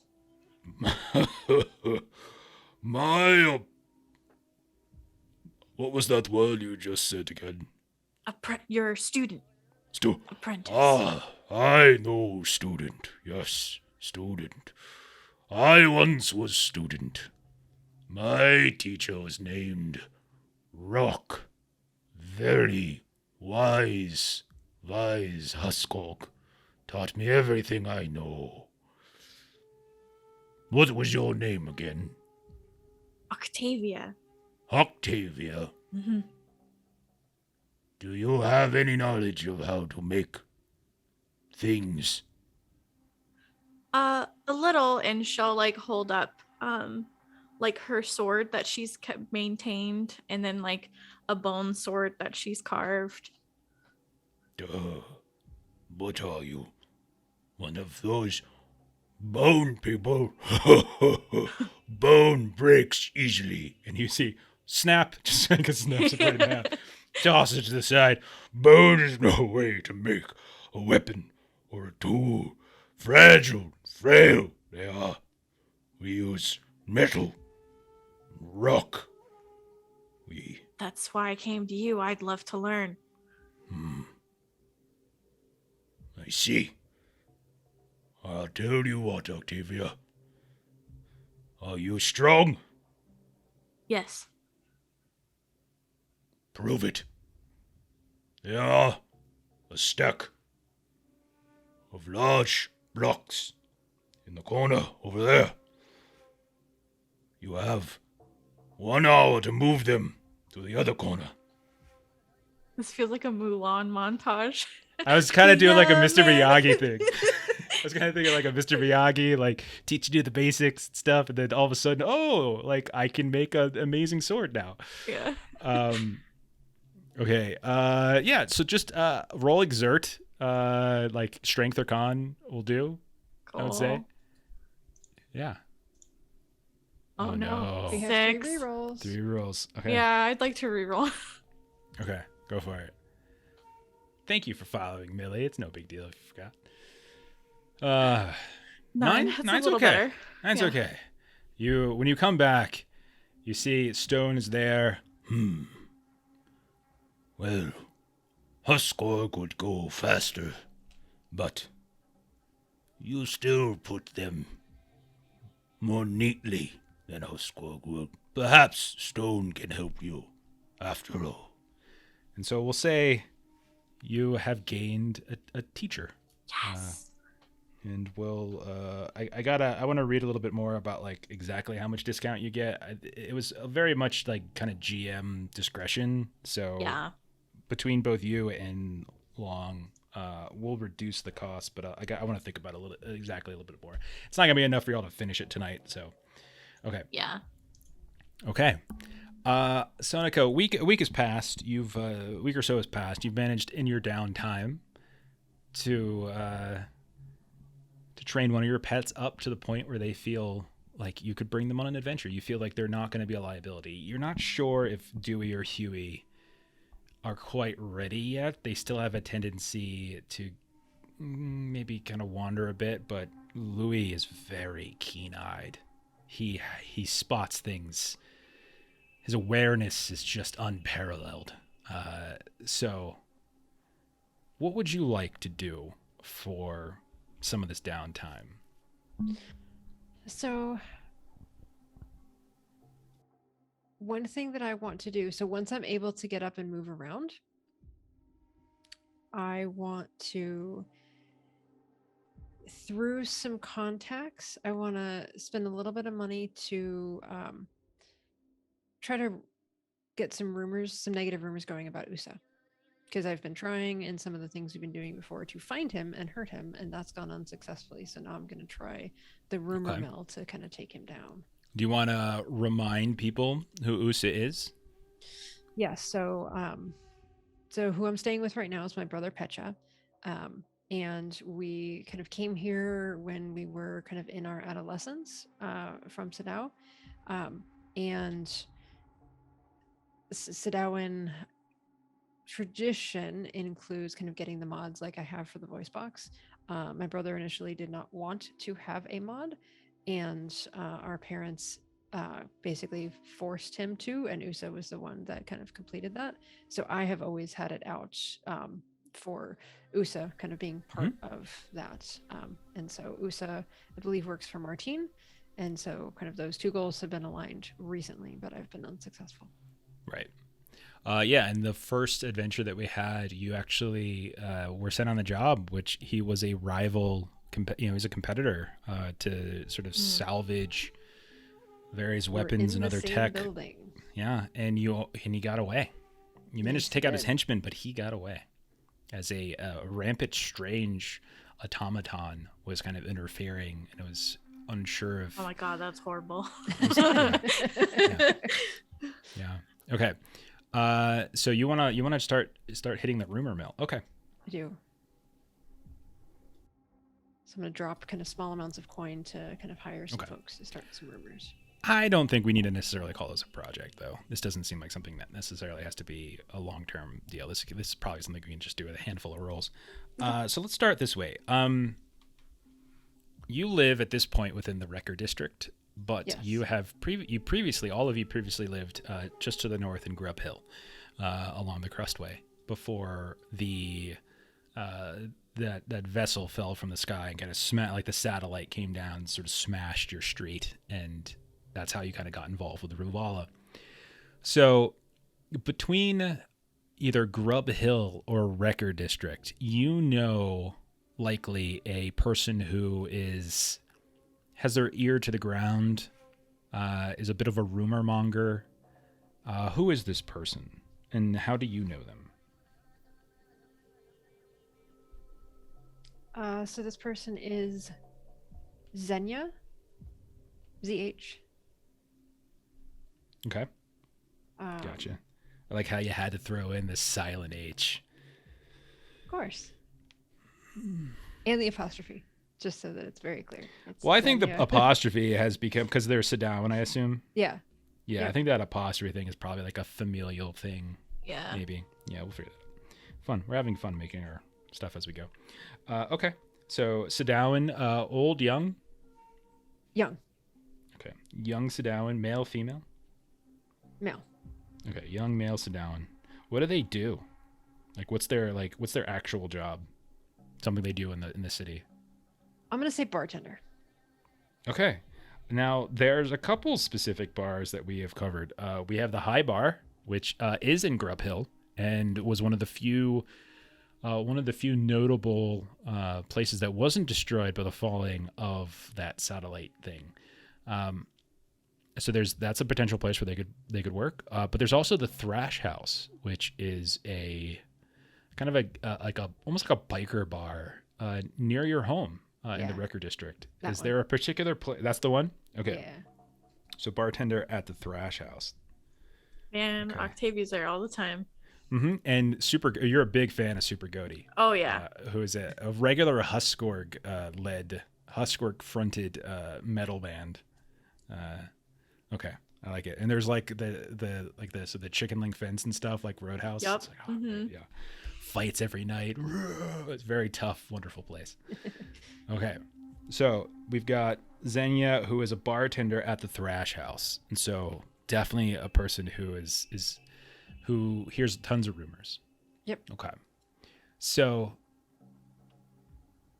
Okay. What do you offer Xenia, or what does Xenia commonly want as payment for either providing you all with rumors or starting rumors? I would say as a bartender, he's probably looking to have some access to some drinks, kind of like a local distillery or something that, kind of would make people go there. Well, what's something you can provide them? Because they probably already have that. So what's something that you or anybody else who wants their services, not their bartender services, their rumor mongering services, what's like either payment, it could just be scrap, or it could be like a bartering, an exchange of services, or some sort of specialty good or something that they would want for this rumor mongering service. Yeah, I was hoping that maybe I could be a go-between and find him that specialty good. Well, he's already working at the Thrash House, so we could say, okay, we could say it's more like a favor exchange. You do a favor of recovering some kind of, maybe there's a special shipment that's kind of sitting down at the docks. Okay. That is still in quarantine because it was the Iron Tilla that had it, and they still won't let it out of quarantine because of whatever like fear that they have about the Iron Tilla. And if you can retrieve it, then this could potentially work. How about that? That works. Okay.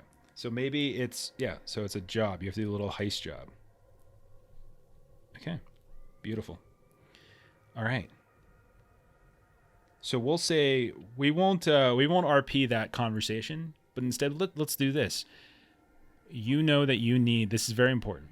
You need to get down to the docks, which isn't hard to do, but you also need to kind of break into. Is this something that Seneca tries to do on her own, or does she try to solicit the help of her party members, Vice and Octavia?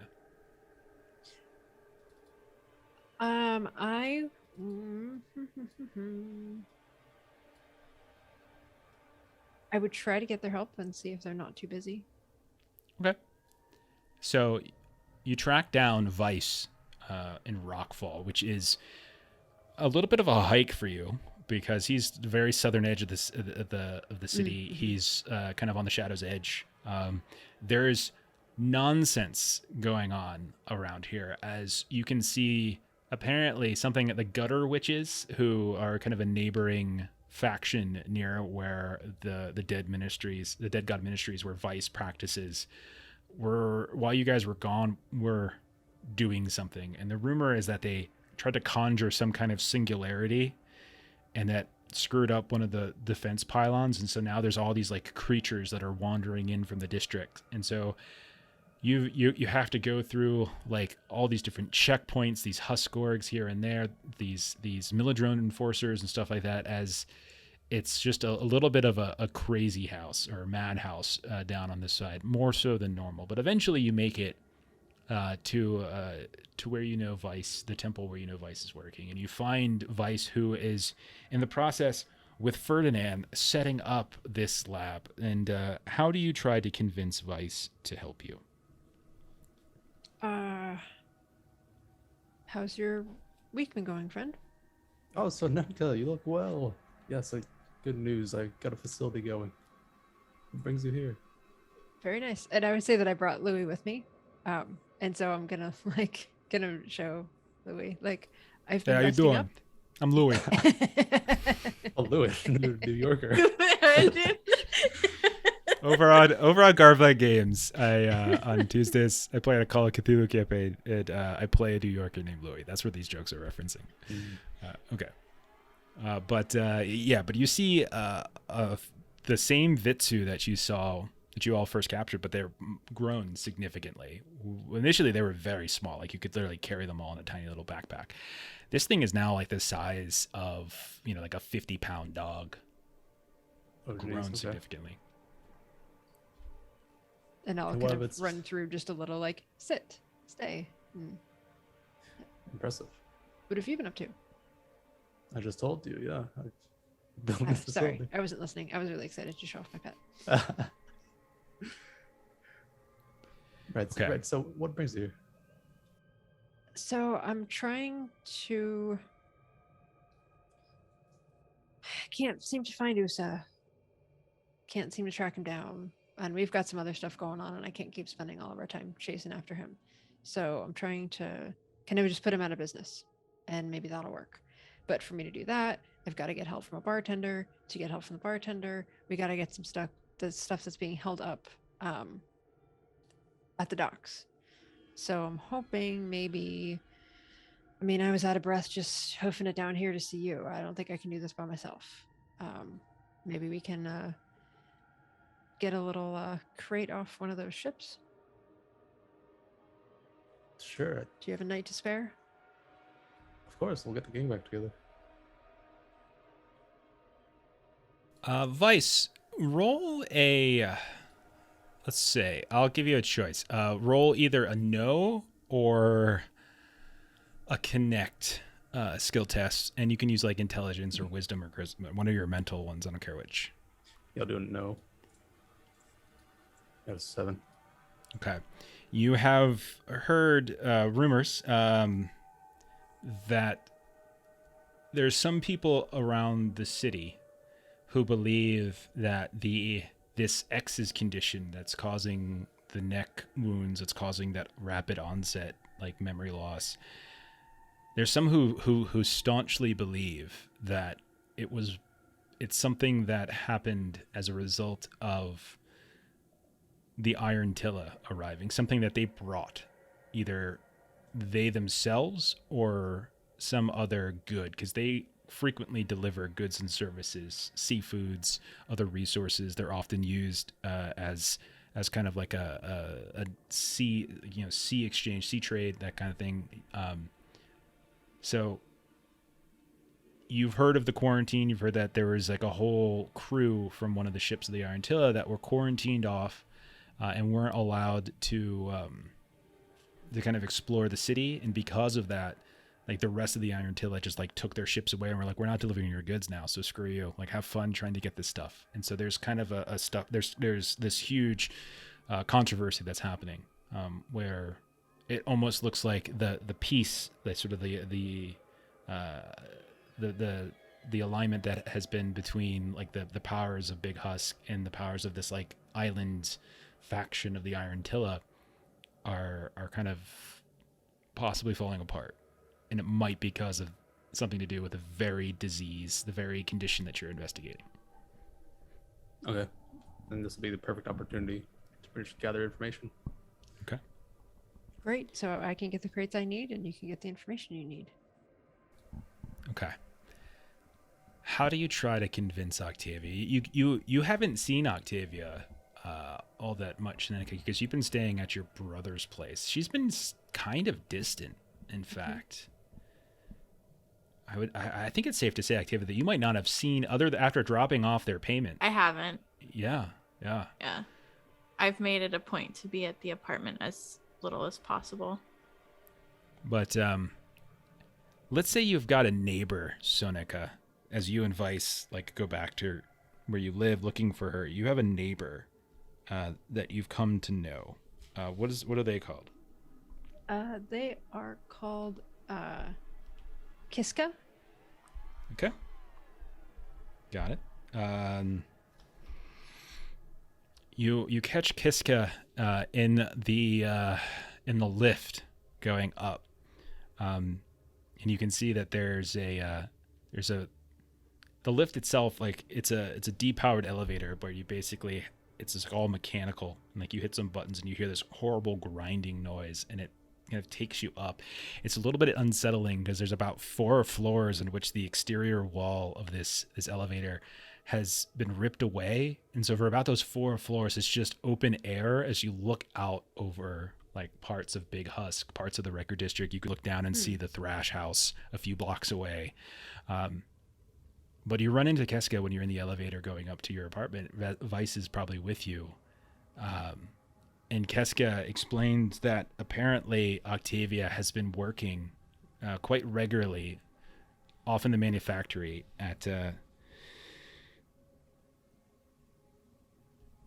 place called what, Octavia? What's the name of Stone's workshop?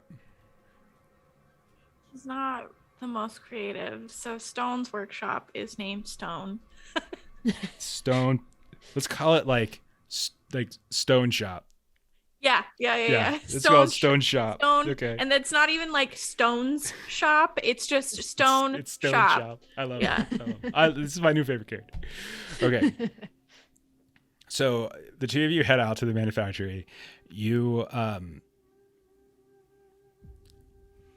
find Octavia, or at least you hear Octavia is in the back as a large Husk going, "Hello, puny people. Welcome to Stone Shop. I am Stone. What brings you here?" We've actually heard that you've taken on someone new in your employ. We're looking for Octavia. What is this employ? Is Octavia in the back? In the back of what? Right behind you. Right behind me. He kind of turns around, like ready to tackle somebody. Sir, I love him. Would you mind if we go in the back of your store? Who is Octavia? Pebble, do you know someone named Octavia? That's me. Yes. Who is me? Hear your voice. And then Octavia comes up. Too many people at Stone Shop now. She pats him on the arm. It's okay. Thank you, Stone. I'll handle it. Handle what? I'll talk to them. Ah, yes. Talk to them. Stone will go work then. Yes. Stone wanders off. Thum, dum, dum. And Schmurr. and violent, Octavia just violent swings of this massive hammer. It's like, don't piss this person off. They're so sweet. But oh my god. Okay. And Octavia just kind of stands there and she like adjusts her apron and she just kind of like looks at you guys. And she just like, what's up? You haven't seen Louis in a while. He's gotten quite big. He's learned some things. I mean, I feed them at night. You see Louis, by the way, is like, at this point, underfoot, underneath Stone. What is this? Oh! Dancing around it. His giant walrus feet. You could say hello one of those times. But anyway, that's not why we're here. So, trying to take down USA. And we clearly have lots of other things we need to do other than physically chasing him down. So I want to start some rumors. But to start some rumors, I need to bribe a bartender. And to do that, we need to get some drink that is stuck outside of the docks due to everything that's going on at the docks. And Vice here could gather some intel about this X's thing that's going on. Would you be interested in joining us for an evening? And Octavia just kind of like looks at you and she's like, I thought you didn't want anything to do with me. I just needed some time to have the image of your goat form practically taking every bit of life out of me. Needed a bit of time for that to not be at the forefront of my mind. It is not at the moment. And Octavia just kind of like looks at you and then she turns and she looks back at Stone and she's like, I guess I owe you one. And she'll be like, Stone, can I have a few days off to help run an errand? Few days off of what? Learning. You're not going to learn for a few days. You just started here. I know. I owe a favor. Perhaps Stone find different pebble to teach. And then Octavia just like looks back and she goes, maybe, do you really need me for this? Reaches down, scoops up Louis. Perhaps Stone teach this pebble. I mean, big old eyes, like the Vitsu eyes, just like, woo! Yeah. Because it's like now like 10 feet up in the air. Yeah. Would you mind if I take him back? Seneca sort of holds out her arms for Louis. Okay. Kind of hands it over to you. If you don't want to learn from Stone. I do want to learn. You're the best teacher I've ever had. You've had other teacher. You're the only teacher I've had, but the best. So Seneca will look around the shop. Does he sell items? Yeah. You can see there's some weapons, there's some tools, there's little sculptures and things like that as well. Like these little, they're mainly like chipped away pieces of like cinder block that have various like carved into etchings and things. Some of them are pretty interesting, actually. You can see Octavia's one where she's got a small rock and she's trying to carve a goat, but it looks really bad. Sir Stone, what if we were to... No, I like that. Sir Stone. Pebble, call me Sir Stone now. Okay, Sir Stone. Got it. Sir Stone, what if we make a purchase at your store in exchange for Pebble's time?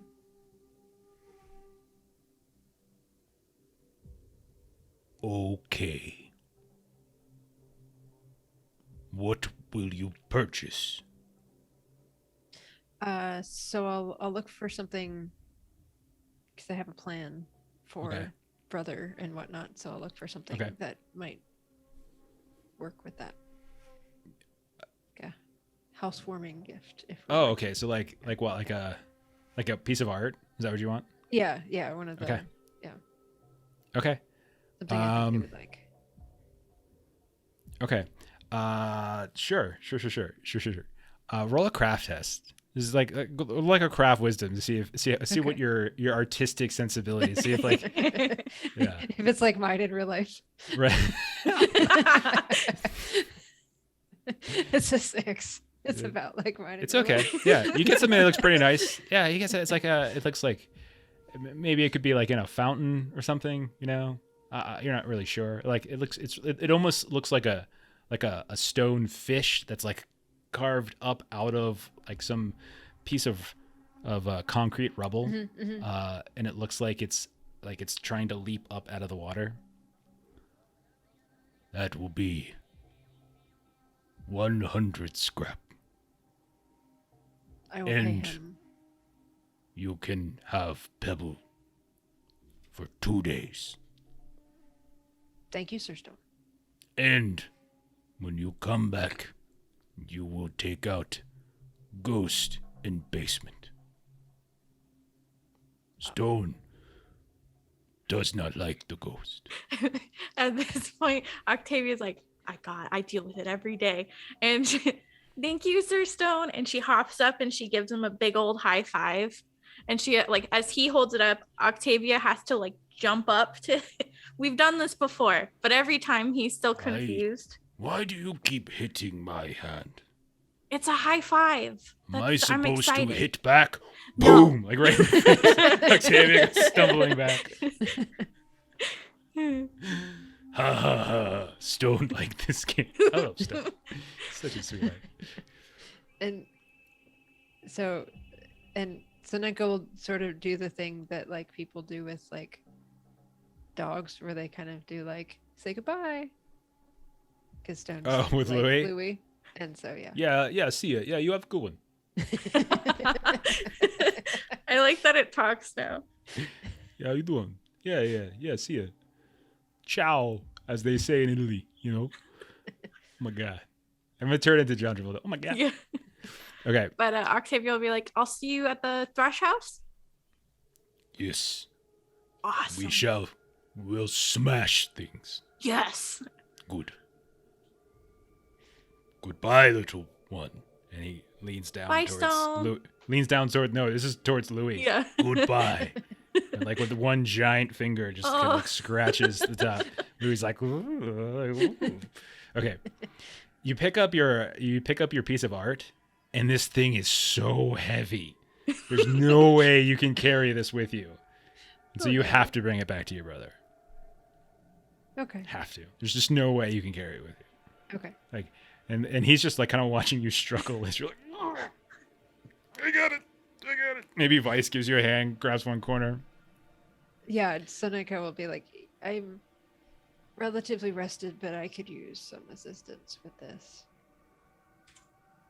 I'll offer assistance. Okay. Much appreciated. Why don't all of you roll a notice whiz on your way out?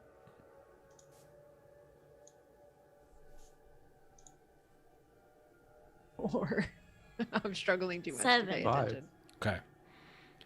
Octavia, it makes sense you're probably not helping them carry the thing, so you're the one who notices it. And up until this point, you've heard these stories about the ghost in the basement. Like, there's a ghost in the basement. There's a ghost in the basement. He's afraid of it. He's so afraid of it. But every time you go down, there's nothing down there. It's just like it's a storage place. There's some old like ancient tech and stuff there that he doesn't really use. As you guys are leaving, you pass by the staircase that goes down to the basement, and Octavia, you hear like a weird. And you look over, and halfway down the basement stairs at the landing of the midway point where it turns and goes down the rest of the way, you see flickering into existence this yellowish gremlin-like figure that's just like No. and then disappears once more. And that's where we're going to end tonight's session on that. Not with Stone. It's 2 hours. It's 2 hours. We did like a 4-hour session last night. Man. I know. I'm tired. Me too. This is good. I like this. This is a nice, like a chill build in the Stone. character. We got some cool new characters though. I like Stone and I like Tilly. Ooh, because Tilly's like, it's like, yeah, you can bring people in here, but you better convert them to the blood god. They better worship the It's blood. Like, and Vice is like, yeah, let's do it. Oh yeah. Okay, no major adventures today, so we don't get like the full XP. So take a point of XP, and we'll kind of work on it some more. I think next time what we'll do, we'll gear up for probably 2 things in city. So there's the heist, the dock heist thing, and then if you want to investigate the ghost in the basement. Well, and also to point out, the fact that we're going down to the dock, this is the first time I've seen Sonenka and Vice. Mm-hmm. I would mention Ruvala's request to get the items as well. Okay. Well, I think. Oh yeah. Like make it a 2-for-1, Yeah. And then retrieve. Okay. Retrieve goods for Ruvala. All right. And then if Thank Logan can you. play with us next week, then he's in town, so he can pop. We can recruit him. If not, we can do it with the OG crew. Whatever happens. Kaylee, thank you for those bits. Who's keep tracks of? Melissa, you keeping track of rolls? Yep. Okay, so add another one for next week. We have re-rolls for next week, as we have a couple little stories that we picked up for this week. That's awesome. I like this. This is cool. We have 2 ongoing big projects. So we have an enclave that you want to eventually build. We've got the cure for the X's disease or condition or whatever it might be. And we have a much smaller project to try to like rumor mill USA out of hiding and kind of screw his life over a little bit more. Okay. So, let's see. Closing plugs, last few things. Later tonight, if you want to go check out Goodman Games Official, our friends, the Defenders of Cobalt, are running a special one-shot, so go take a look at that. If you like Alien RPG, come back on Monday as we'll be playing and continuing our Cinders of Heaven campaign. Where we are now Colonial Marines. We're in Chapter 3. We're still pretty early on, so it's a good time to catch up. Next Friday, we'll be back to Delta Green, where we're nearing the end of Part 2 of our Impossible Landscapes campaign. Things are getting very, very crazy. Next Saturday, obviously, we'll be back for more Worlds Without Number. Elsewhere, on Tuesday, I'll be over on Garblag Games playing Call of Cthulhu. And Wednesday, I'll be on Defenders of Cobalt playing Pathfinder 2nd Edition. Good times. Great oldies. Let's see who we can raid. I don't even know who's up right now because it's still a little early for some of our other friends. Diesel Shot's up, so let's go ahead and... Looks like Diesel Shot's just getting ready to go. So yeah, we'll go ahead and just do a nice little raid for them as they get started. And we'll catch you next time. Thank you for those of you who hung out. Thank you for those of you who tossed us some bits. If you're watching this on YouTube later... Really do appreciate it. Come watch us live sometime. Come hang out. Yeah.